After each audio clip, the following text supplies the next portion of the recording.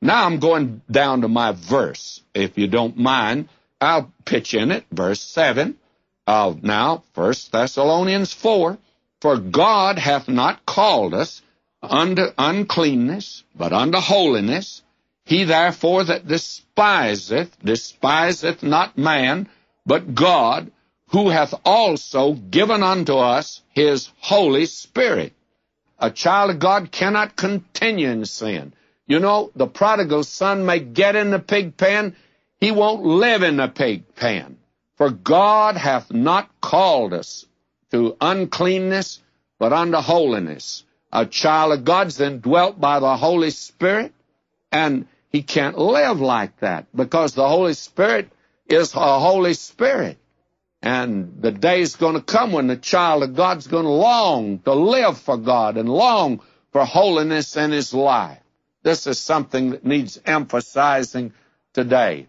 You see, there's nothing that will affect your Christian life like looking for the imminent coming of Christ today. It's not a doctrine to argue. It's a doctrine to live by. Now we're told here, he therefore that despiseth not man, but God, who hath also given unto us his Holy Spirit. Now, we mentioned the fact that the Holy Spirit is the only means by which you can live for God. We have had that, by the way, in the study in Galatians, the fruit of the Spirit. That is a fruit of the Spirit, these things. And a child of God cannot engage in this type of thing. That's the work of the flesh. And the fruit of the Spirit is love, joy, peace. And then in the 8th of Romans, Paul makes it very clear for what the law could not do. Why? Is the law wrong? No, it's right, but man's wrong because of the weakness of the flesh. The problem is with man, not with the law, and man can attain to that level. How would he attain to this higher level? Well, only by the Holy Spirit, because the Holy Spirit has been given to us. God is given to every believer. Now, that is not something you seek after you're saved. The moment you trust Christ, you're indwelt by the Spirit of God. Now, when Paul got over to Ephesus, he found out that these people were professing to be Christians. He saw that they weren't indwelt by the Spirit of God at all, and he asked them the question, and the question is this, by the way. When you were saved, were you indwelt by the Spirit of God? Did you receive the Holy Spirit? Well, they said, we haven't even heard about those things.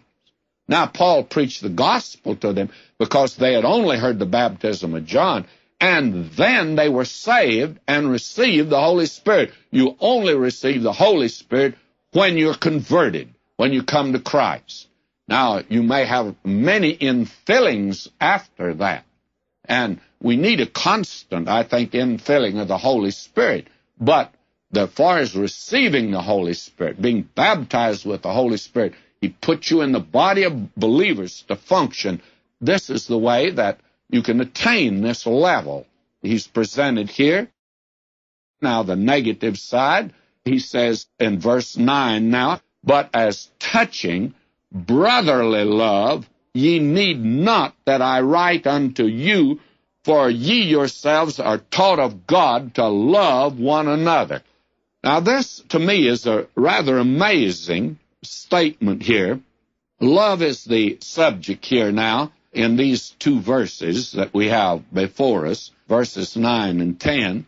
And a believer must have love for the brethren, and it comes supernaturally. You remember, again, the fruit of the Spirit is love. And that's not some theoretical sort of thing. It's not an abstract term, and I think some people treat it like that. I think I've told you the little story about the contractor who had a reputation for loving children. He was a Christian, and he taught a big Sunday school class of little boys and girls. They were all together. Apparently, he was the superintendent of that department. He built up that reputation, and one day he put on a sidewalk in one of the jobs that he was doing. Came back the next morning. The concrete was wet when they left, and when he came back, he saw tracks of little boys and little girls barefooted in his concrete. And he began, oh my, to deplore it. And he was angry, and he began to talk about what he would do. He went into the neighborhood and talked to the neighbors about permitting the boys and girls to do that. And so one of his friends who overheard him said to him, he said, I thought you loved children. He says, I love them in the abstract, not in the concrete. And believe me, there are a lot of folk today that their love for Christians is in the abstract, not in the concrete. They just don't get down on the sidewalk. And that, after all, can only be produced in the hearts of believers by the Holy Spirit, because the minute he mentions the Holy Spirit, he says, as touching brotherly love, he says, there's no need that I write unto you, because you're already taught of God to love one another. And I believe that that is something that is one of the marks that you can tell a child of God. I had a roommate in college, and he and I, we would wrestle, we would fight, and we would argue and try to get dates with the same girl and all that sort of thing. And one day, he and I in the room, we had really had a real knockdown and drag out. We had really had a fight. We had torn up the room. And then he proceeded to tell me what he thought of me, and it was not very complimentary. And then I proceeded to tell him what I thought of him, and it wasn't very complimentary either. But all of a sudden it occurred to me, I said to him, I said, look, I said, you know, you are the greatest proof that I have that I'm a child of God. He says, what do you mean by that?